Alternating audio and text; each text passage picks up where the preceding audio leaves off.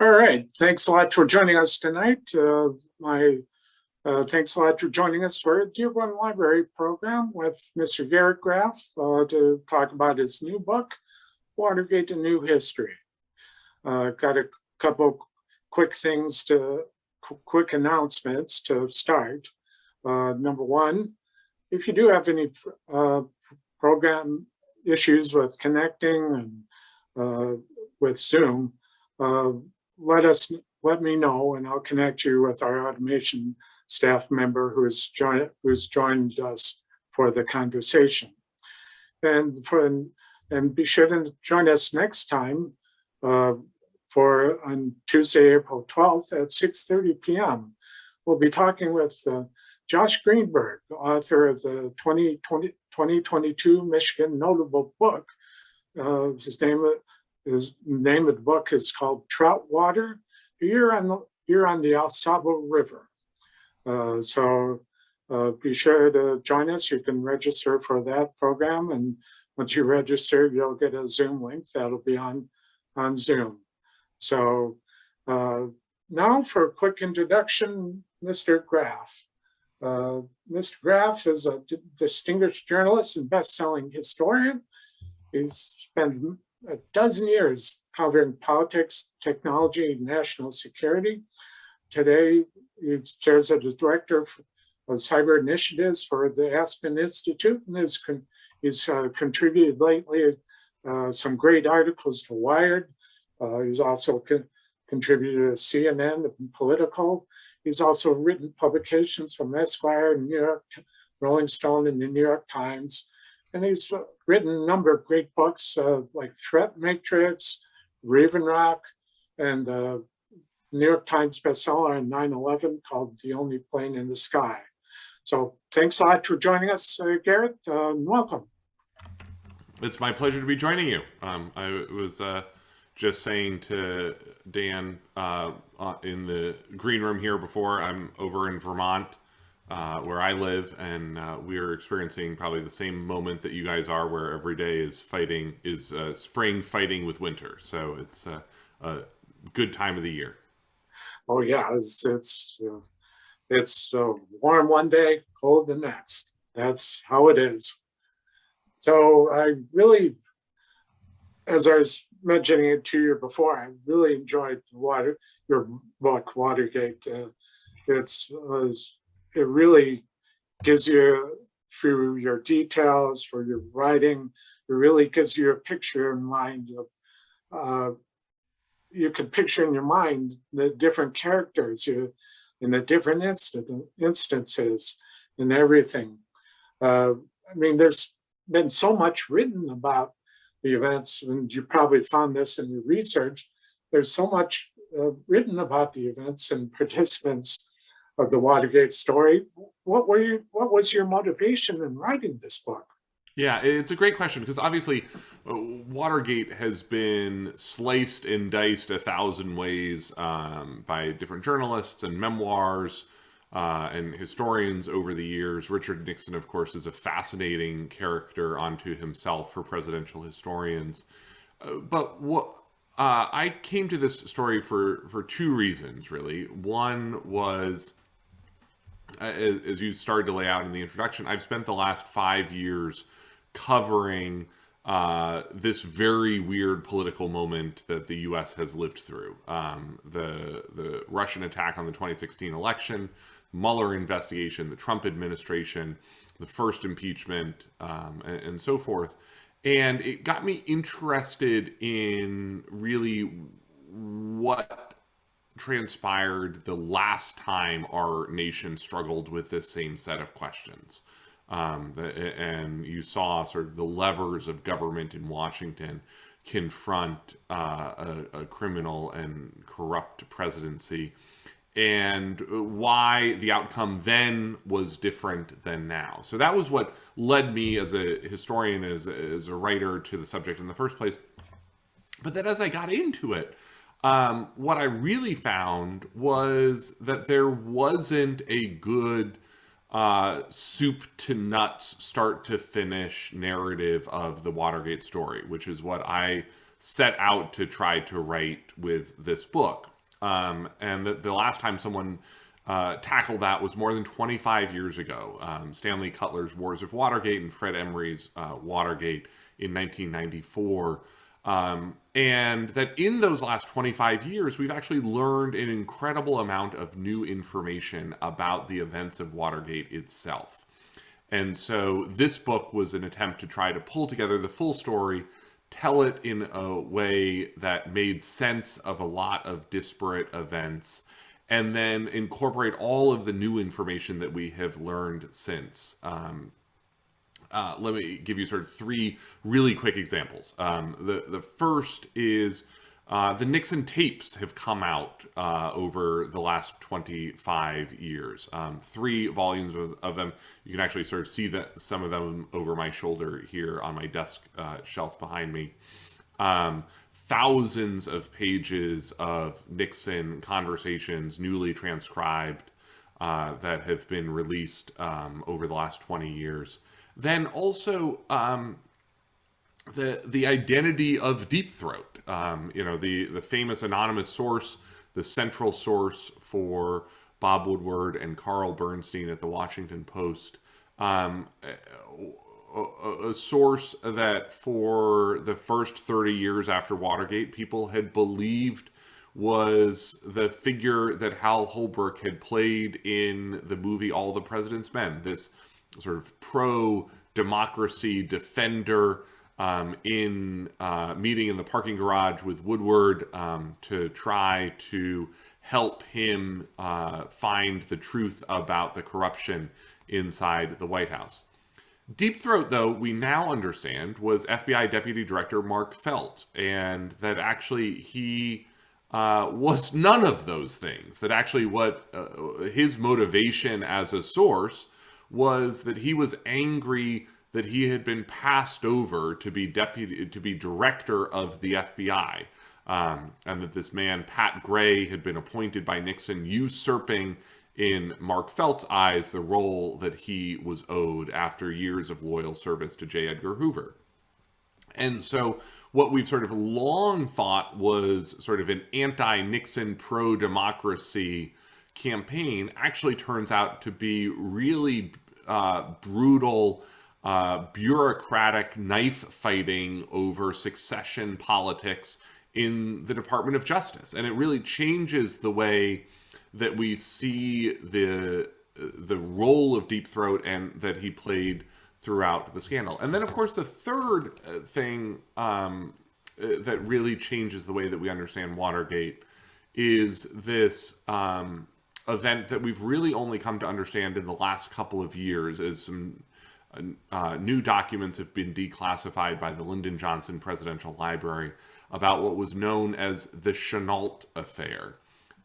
This effort in the fall of 1968, when Richard Nixon was running for president as a private citizen, as the Republican nominee, and he and his campaign manager, John Mitchell, conspired with this Washington doyen, Anna Chanult, who coincidentally lived in the Watergate condo complexes herself, and they interfered in the Paris peace talks, trying to bring the Vietnam War to a close, and asked the South Vietnamese to stall the peace talks and promised that Richard Nixon would give them a better deal as once he was elected. It was this incredibly potentially explosive event. Some of the most serious allegations, I mean, really approaching outright treason that we have against a main political figure of the 20th century. And in the final hours of that 68 campaign, Lyndon Johnson discovers it, confronts Nixon. Nixon denies it. And then after the election, Lyndon Johnson decides that he needs to bury the whole episode to protect the presidency and to protect the moral authority of Richard Nixon. But Nixon knows that Johnson knows. And what you see through his presidency is this event begin to eat away at Richard Nixon and drive him crazy as he fears that it will leak out into public view. And it really becomes, in a way that we did not understand until the last couple of years, the original sin of the Nixon White House that begets later the efforts to squash the Pentagon Papers, to bring in the plumbers, that secret unit with G. Gordon Liddy and E. Howard Hunt, and ends up bringing forward the people who would participate in the Watergate burglary in the summer of '72. And so it was sort of all of these details trying to recast and retell the story, and better understand now with 50 years of hindsight, that led me to want to write this book and then pull all of the details together. Yeah, let's go on with the Chanult Affair. That was quite interesting. How you lay it out. It's sort of like this one leads to this one, leads to this one. Oh, like where the Chanult Affair, Pentagon Papers, the Houston Plan, the thought about breaking into the Brookings Institute. They were all like precursors to Watergate. They developed this mindset.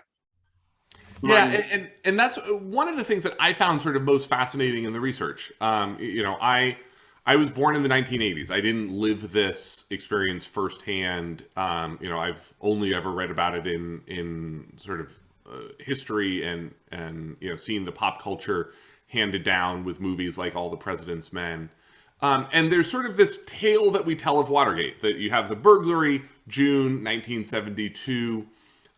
You've got Woodward, Bernstein, Deep Throat, John Dean, Sam Ervin, yada, yada, yada. Nixon resigns.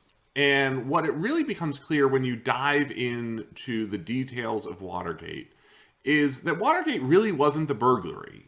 And it wasn't really the cover-up, which is the sort of thing that most people believe and understand. But that Watergate was actually this umbrella of not an event, but a mindset, this dark, paranoid, conspiratorial, corrupt mindset that permeates the Nixon White House, permeates the Nixon administration and his re-election campaign from 1968 right through 1974 when he resigns. And that during that time, what you see is this sort of shaggy group of a dozen distinct scandals with overlapping and interrelated players, but each their own plot and scheme. And that by the time really the burglary happens in the summer of '72, Nixon is so deep and his team is so deep into so many different crimes, plots, schemes, and corrupt abuses of power that they can't come clean about any of them, that without sort of compromising and unraveling other ones. And that in a really weird way, what we have always thought was this idea of Nixon, of the sort of Watergate beginning with the burglary, really turns out to be the equivalent of sort of America walking into the second or third act of a play with no knowledge that it's been going on before them. Speaking about the mindset, the fundraising of the machine that they developed, where they would literally shake people down, with George Steinbrenner's company, for instance, how suddenly all their executives got this big raise, and then they would give it back, and it would be given to the Republican National Committee. Yeah, and that becomes sort of part of what I think is so fascinating about this is there's this sense that Watergate is the five burglars and the Nixon White House. But what you actually come to understand is that fully 69 people were indicted and charged. The vast majority of them either pleading guilty or being found guilty at trial. Um, and that it's sort of this weird sweep. You have John Mitchell, the Attorney General, Maurice Stans, the Commerce Secretary. You have George Steinbrenner, the owner of the New York Yankees, caught up in some of these campaign finance abuses. American Airlines pleads guilty. Goodyear Tire. All of these brand name companies end up pleading guilty to criminal charges themselves about illegally financing Nixon's campaign. And then, that's the front end where there's sort of all of this dirty illegal money coming in. And then what it funds is this bucket of weird, dirty tricks and overeager imaginations of people like G. Gordon Liddy and E. Howard Hunt that ultimately unravel really the presidency of Richard Nixon, even though there's really no evidence that Richard Nixon had any idea about the Watergate burglary before the plot unfolded. Yeah, because it seemed like everybody, say like Mitchell and many other people in CREEP, the committee to reelect the president, they did all. It just was accepted. They did all the dirty work. They came up with, like, Liddy detailed. Maybe you can talk a bit about Liddy and Gemstone, how imaginative that was. Yeah. So one of the things that really comes out is all of these very, very weird moments. And what has to be among the weirder and zanier moments is G. Gordon Liddy, this rambunctious, conservative, former FBI agent who becomes part of the plumbers team at the Nixon White House, ends up being given the dirty tricks portfolio for the 72 re-election campaign. And he's sort of dazzled by the amount of money that he could spend, is told that there might be $1 million available for this effort. And so he goes out and concocts what is one of the wildest, weirdest, and most criminal episodes in American political history. And then goes to the U.S. Attorney General for permission to execute it. John Mitchell, the 68 campaign director, becomes the Attorney General in the first term, and then he leaves. He steps down in the spring of 72 to be the campaign director for the re-election. But G. Gordon Liddy walks into the Department of Justice in January 1972 and presents this wild scheme that he calls Operation Gemstone. And it's all of these different plans, each of them codenamed, Ruby, Sapphire, Opal, after various gemstones. And that he proposes, surveillance planes to follow the Democratic presidential candidate around. He proposes hiring prostitutes and call girls to lure Democratic officials to this houseboat tied up outside the Miami convention that is going to be rigged for sound and audio for blackmail purposes. Various plans to sabotage the Democratic convention, to sabotage the campaigns, to this series of burglaries and break-ins of key Democratic offices. And then asks the CIA to make up charts outlining this. And then he brings these charts into John Mitchell's office and lays this all out. And he recruits this team of burglars and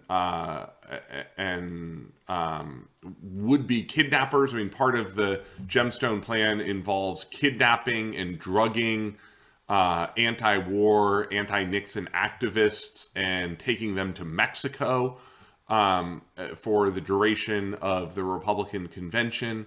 Just wild stuff. And he presents this all to John Mitchell, explains how criminal the burglars are. It says something like, between them they've killed 24 people. And John Mitchell says, takes his pipe out of his mouth and says, "Where did you find these people, Gordon?" G. Gordon Liddy says, "Organized crime." And John Mitchell sort of is said to have reacted, "Well, let's not support organized crime any more than we have to." And then at the end of this presentation, rather than John Mitchell saying, "Gordon, this is all illegal. This can't be anywhere close to the presidency. This is, I'm going to have FBI agents meet you as you leave the building and arrest you."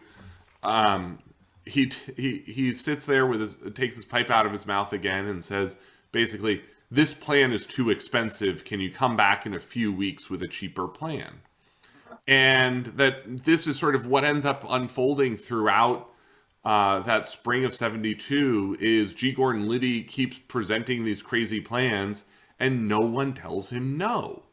And eventually what ends up happening is G. Gordon Liddy feels that he has been approved, and he moves forward with the Watergate burglary, as well as, they intend also that weekend to break into George McGovern's headquarters, but are actually caught and arrested before that can happen. So it's really a crazy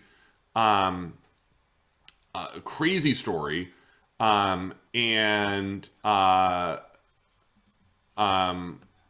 This is sort of something that we need, that you sort of come to understand sort of exactly how dangerous G. Gordon Liddy is with his imagination left unchecked. Oh, very much so. Well, that kind of leads into my next question. And in your book, you give several possibilities as to who exactly and why did they break in, do the famous break in. Well, so this is part of what it becomes so interesting is we still don't actually really know. And, it's 50 years later, and at this point we may never know. And instead, what we have are sort of a collection of like 5 or 6 different theories about who gave the order and what the burglars were actually looking for. Each of which stem from sort of other criminal plots that may or may not have actually unfolded in sort of adjacent to the Nixon campaign or around the Nixon orbit. And so it seems, we've sort of for 50 years shorthanded the Watergate operation as it was a wiretapping or bugging operation, that the burglars were going in to install wiretapping devices and bugs in the Democratic offices. That doesn't actually seem like it was probably true, or at least it's not all of the truth of what they were trying to do.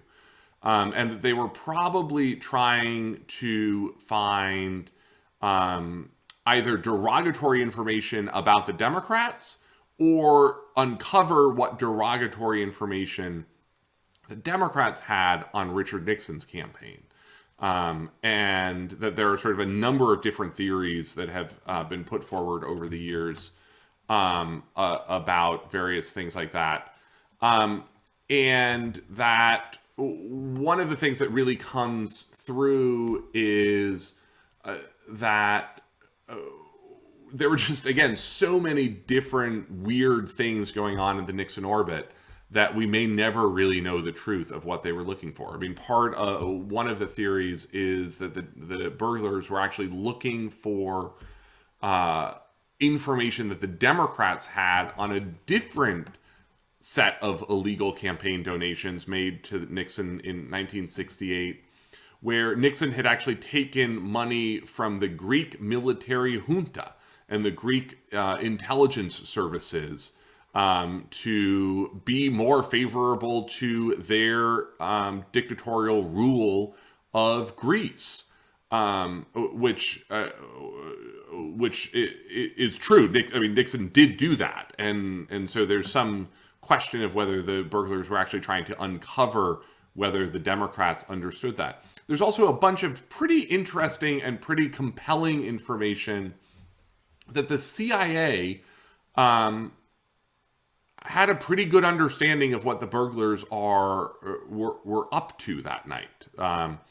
Two of the people involved in the burglary, James McCord and E. Howard Hunt, are former CIA officers.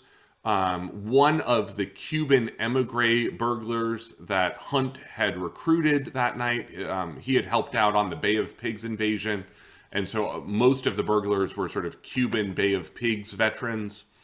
And one of them was actually active on the CIA payroll, a $100 a month asset that this was sort of trying, who was reporting regularly to his handler throughout about what the CIA was up to. So there's some wonder whether actually the CIA was involved in trying to actually actively sabotage the burglary that.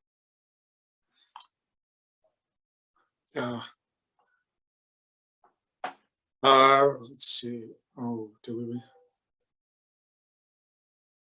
we? Somehow. Okay, I'm sorry. Somehow you got unmuted. Sorry, muted. Can you hear me? Yeah, I can hear you fine. Yeah, I'm sorry. I thought it was you got a muted issue with muting there. Let's see. Well, I was speaking as a history major. I'll put that hat on. I had an assignment in college where, as a history major, we take 5 different books on a certain subject, and you would synthesize all the information into one paper. I think it was about the Cuban Missile Crisis. I would think it'd be quite challenging to synthesize all the information out there about Watergate. What kind of challenges did you encounter in bringing all this information into one? Yeah. So, the most obvious challenge is there are about 3 dozen memoirs by the participants in these events. Actually, a new one just came out in the last couple of weeks from Dwight Chapin, one of Nixon's aides. But the challenge of wading into this historical record is, yes, on the one hand, it's voluminous. You've got 3 dozen memoirs from all of the key participants. Almost all of those participants, though, were charged and pleaded guilty in the course of this scandal to perjury and obstruction of justice. And so sort of everyone is a pretty imperfect witness to this story as it gets told. So a big part of the challenge of this book is actually the historical record is so voluminous. You've got dozens and dozens of books. The House investigation, the Senate investigation, the records of the White House Special Prosecution Force, Nixon's archives. As I said, there are 3,000 pages of transcripts of Nixon tapes alone. But layering all of that on to sort of come up with the best possible version of the truth is an enormous challenge in this set of events, where you see just sort of lots of people offering some self-serving motives, have some details slightly fudged, and trying to figure out, what actually happened as you line all of these different accounts up. Who can you trust in what scene is actually pretty, to me, was the biggest challenge of this historiography. Then I think you may have touched on this a little bit before, but what were there any people or details that really surprised you when you came across it? Like, oh, I didn't know that, or wow, that happened. Yeah. So I think, to me, there are a couple of different things that really stand out. One, as I said, is just the sheer scope and scale of Watergate. That, it's this dozen set of scandals, and that in some ways, what you really come to understand is how it really seems like it was a matter of when, not if, the Nixon presidency and the work of all of these people engaged in dirty tricks would unravel. Even if Frank Wills, the security guard at the Watergate on the night of June 17th, 1972, hadn't caught them and noticed the burglars in the building, then he probably, that group with E. Howard Hunt and G. Gordon Liddy would probably have gotten tripped up and arrested on one of their other operations. They just weren't very good, and they sort of bungle their way through a year of dirty tricks right up until that moment. And then you also see, to me, one of the things that really stands out is you really get a deep appreciation for the dichotomy of Richard Nixon, sort of the light and the dark. This is a man who is one of the most consequential figures of the 20th century in America. He is I say in the book that he is the hinge upon which the entire 20th century turns, and that you see the era of the New Deal and the Great Society ushered out, and he ushers in this much darker, more nativist, more racialized, more polarized politics that we are still living with in our modern society today. This is someone who, over the course of his career, was on the cover of Time magazine 55 times, more than any other human being. I mean, more than a year's worth of news weeklies in a century where the news weekly was the most powerful form of media.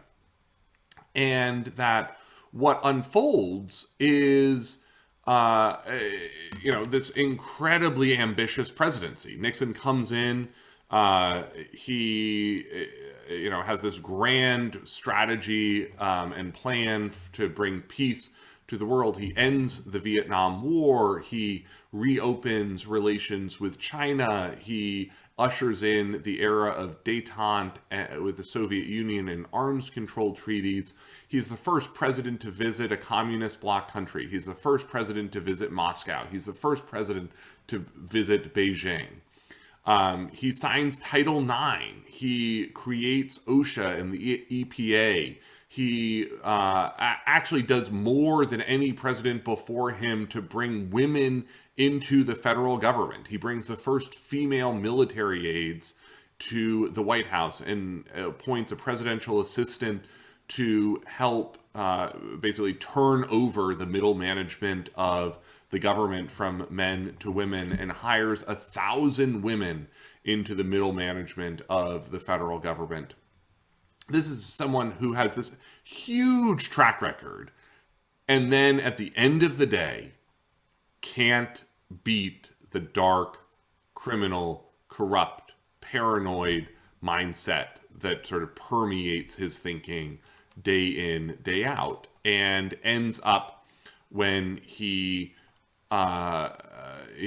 sort of his whole presidency basically ends up being written off by this one word, Watergate. Well, that kind of leads to my next question. Why did they install the taping system in the Oval Office? Yeah, it's a great question, and it's one that sort of, again, tells you so much about who Richard Nixon was, where he comes into the presidency, and his predecessors had recorded themselves. Jack Kennedy, Lyndon Johnson had both had recording devices set up in places like the Cabinet Room.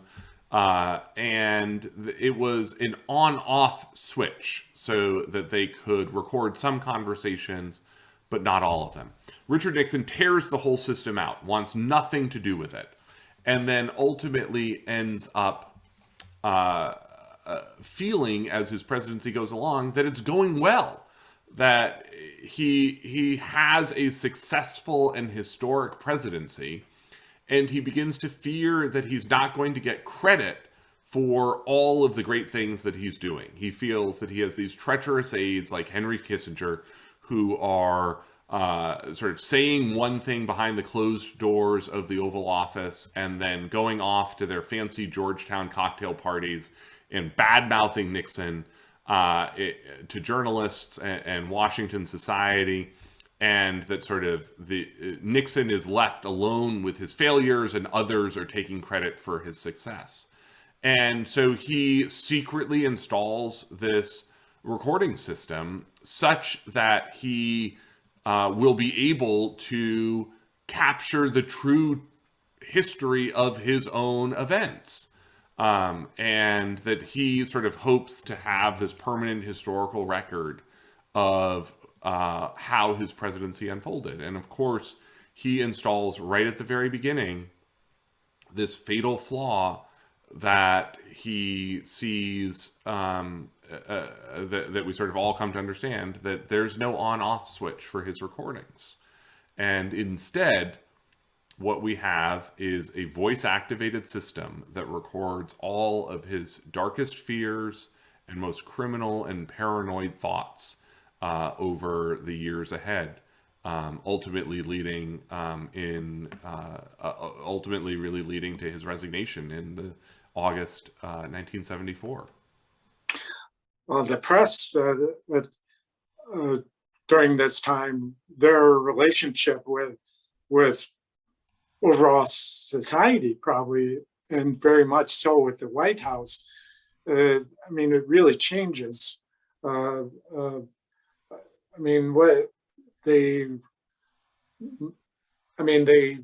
efforts of the president's team put in a lot of efforts to stop leaks, and like Mark Felt and Mark Sullivan, but it didn't. It kept going. It kept happening, and that led to a change in how the press relationship to society becomes more investigative, like your detail, but it really changes. Can you comment on that? Yeah, and I think that this is, when I talk about Watergate and, talk about Richard Nixon as this hinge in the 20th century, one of the things I always say is that I think Watergate becomes the dividing line between old Washington and modern Washington.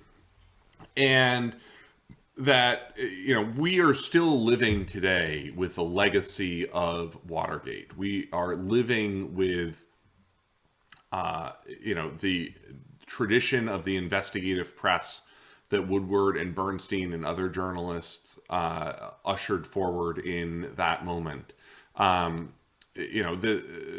Congress actually had very little history of doing meaningful congressional oversight of the executive branch before then. When Sam Ervin's Watergate Committee in the summer of '73 begins to investigate the presidency, they have to go all the way back to 1861 when Congress investigated the Battle of Bull Run to begin to put together the analogs of how they're going to do the work in 72, 73. And so sort of our whole modern tradition of big public congressional hearings, executive branch oversight, really is a direct descendant of Watergate. You see some of these moments too, even today in the battles with the Trump administration over executive privilege and the January 6th committee, where Watergate is actually the event that codifies for the first time the existence of an executive privilege. And so, all of these fights we are still living through today are the direct legacy of Watergate. Well, speaking of the press and Woodward and Bernstein in particular, and the movie of All the President's Men, you really take it to the task for its. They kind of put everything all together in one. Like, for instance, the phrase "follow the money." It's not really. It wasn't really said, Yeah. but it's like an invention of the screenwriter, probably.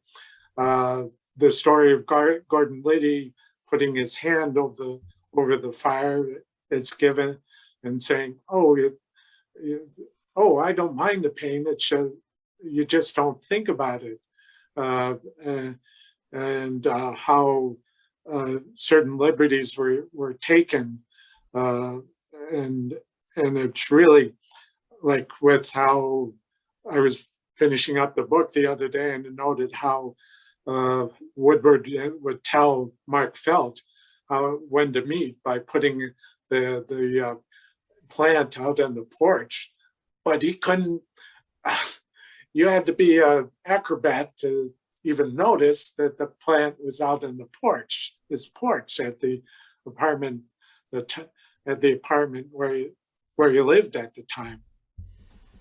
Yeah. So what I found sort of fascinating as I dove into this is all three of what are probably the most famous quotes from Watergate don't really appear in Watergate to be to exist in the way that we sort of think that they do.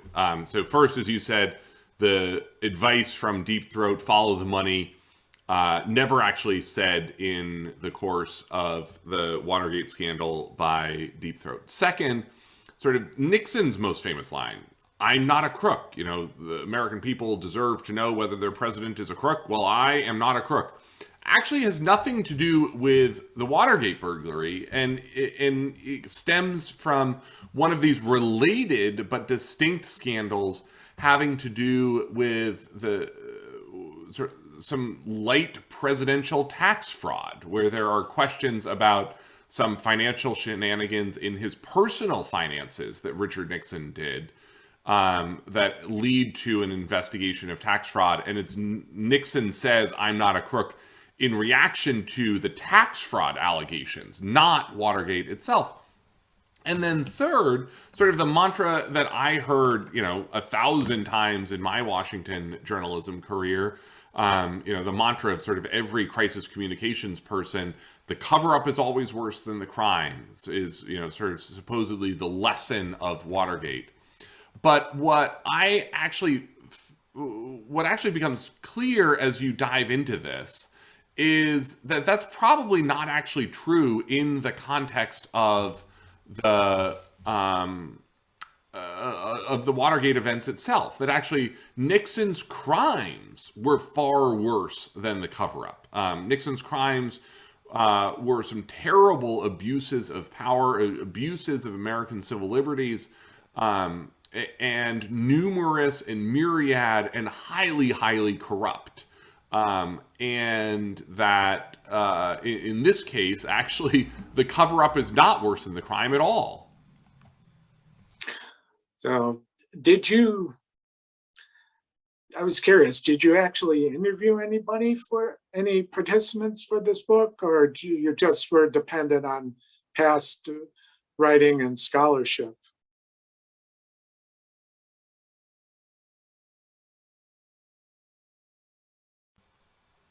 There we go. Yeah. So what I set out to very purposefully not re-interview everyone who has participated in Watergate over the years. That Watergate is a story where there actually is a very good documentary record, as we have talked about, and that my experience as a historian from other projects is that you don't really get that reliable a narrative 50 years after the fact as you're interviewing people. And that sort of accounts don't add up. And also over 50 years have been, particularly in the case of Watergate, filtered pretty clearly through the lens of competing accounts, criminal charges, and sort of the various layers of historiography that have accumulated over over those 50 years. And so a big part of this book for me was really untangling the existing narrative. And I actually thought that sort of trying to set out to re-interview people, and particularly sort of the narrow slice of participants who are still alive, was going to cause more confusion and more obfuscation than it would actually help. Yeah, no doubt. If you you had a nice touch on the cover of your book. The recording machine that Mary Rose Woods. Yep, Woods. Yep. And her famous 18-minute gap. The new machine, they installed the new machine in order for her to transcribe the recording, but it kind of led somehow there was an 18-minute gap. Yeah, and of course this has a lot of historical echoes. Even this week, as we find out that Donald Trump's call logs have a 7-hour gap on the day of January 6th. And that 18-minute gap becomes one of the moments that really undermines Nixon's public support and leads to sort of a dramatic worsening of the sense of the Watergate scandal, because what you see very clearly is that Nixon is hiding something. And from that moment in the fall of 73 through the summer of 74, when Nixon finally is forced to release the worst of the tapes by the Supreme Court, the country really becomes focused on what is Nixon hiding. Well, finally, how do you think the Watergate scandal would play out if it happened today? Yeah, so I think we've obviously lived through some big political upheavals over the last 5 years. 2 impeachments of a president, and that, again, that was part of what really made me interested in going back and looking at these questions from 50 years ago. And one thing really does stand out. Actually, two things really stand out. I mean, first is the right-wing media ecosystem that now exists that didn't exist then. That our media back then was much more homogeneous, much more driven by morning and afternoon newspapers, local newspapers around the country, and that instead you sort of saw the country sort of able to follow Watergate a little bit more clearly than they probably would have today. The second is the behavior of Congress, and that's the thing that really stands out to me as the major difference between now and then, which is in the summer of 73, as the Sam Ervins Committee is holding its hearings, And then in the spring of 74, as Pete Rodino's House Judiciary Committee is holding its impeachment hearings, what you have are members of Congress who are acting as members of Congress first and Republicans second. That, to me, sort of what makes Watergate such a fascinating story is that it is in many ways the most interesting story we have ever seen of how power actually unfolds in Washington. How all of the levers of power work, how power shifts, the way that our system of democratic checks and balances unfolds, the way that Article 1 of the Constitution, Article 2, Article 3, and the Bill of Rights all enable the ability of America's government to self-police itself through these system of checks and balances. And that what you see is Congress act in 73 and 74 as a co-equal branch of government interested in holding the executive branch accountable. And that's a huge difference from what we have seen over the last couple of years, when the Republicans in Congress acted as Republicans first and members of Congress second. Okay. Well, I want to thank you very much. And then now we'll have a short Q&A. If participants have questions, please go down. If you do have a question, please go down to the chat feature on the bottom of the screen. Go ahead and submit your questions. Yeah, it's just remarkable how history is kind of repeating itself with the gaps and stuff. It's kind of eerie. It's kind of remarkable. So let's try the chat here. See if anybody. Okay. All right. Does anybody have a question for Mr. Graff? Okay.